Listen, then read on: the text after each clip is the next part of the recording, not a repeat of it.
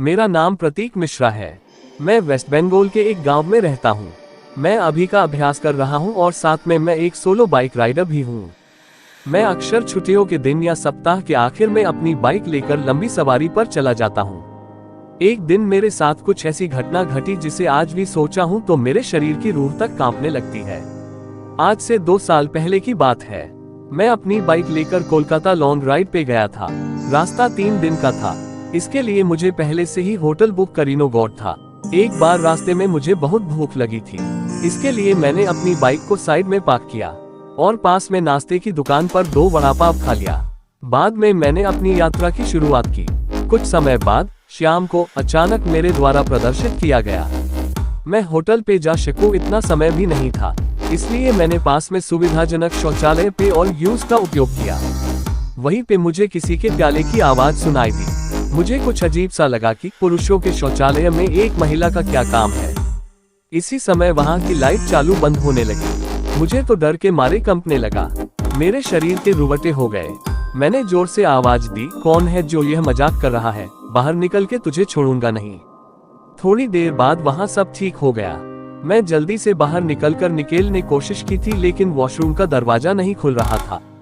मैंने चौकीदार को आवाज दी तो उसने आके देखा तो दरवाजा बाहर से खुला था।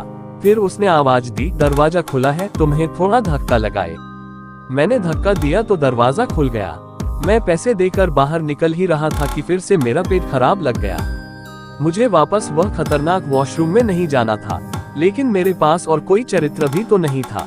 इस बार लगभग 2-3 मिनट हुई होगी कि वापस से लाइट चालू बंद हो गई और साथ में किसी महिला की हंसीने की आवाज भी आ रही थी। मुझे काफी डर लग रहा था। मैं जल्द ही अपना काम पताके के बाहर की कोशिश कर रहा था, लेकिन मैं उनसे उठ ही नहीं पा रहा था। मुझे ऐसा लग रहा था कि कोई मुझे पर बैठा हो। मैं अपनी पूरी ताकत लगाकर खड़ा हो गया और दरवाजा खोल के बाहर निकाल दिया गया। मैंने देखा कि बाहर शौचालय का मुख्य द्वार बंद था और उस पर काफी सारा जीव जंतु संतृप्त था।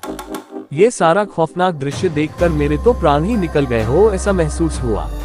मैं जोर जोर से रोने लगा। वहां पे ठीक अंधेरा था और काफी दुर्गंध भी आ रही थी। मुझे लगा कि मैं यहाँ से कैसे बाहर निकल पाऊंगा। वही दृष्टि मेरे सामने एक बड़ी बड़ी लाल आंखों वाली, लंबी बालों वाली, भयानक दाढ़ी वाली चोटी थी। उसे देखकर मेरे तो सच ही उड़ गया। मैं तुरंत ही दरवाजे की ओर दौड़ता हूँ, लेकिन घबराहट की वजह से मेरे पैर फ्री हो गए और मैं डाउन पेमेंट पे गिर गया। पाइप की आवाज कर रही वो भयानक औरतें मेरी तरफ आ रही थी।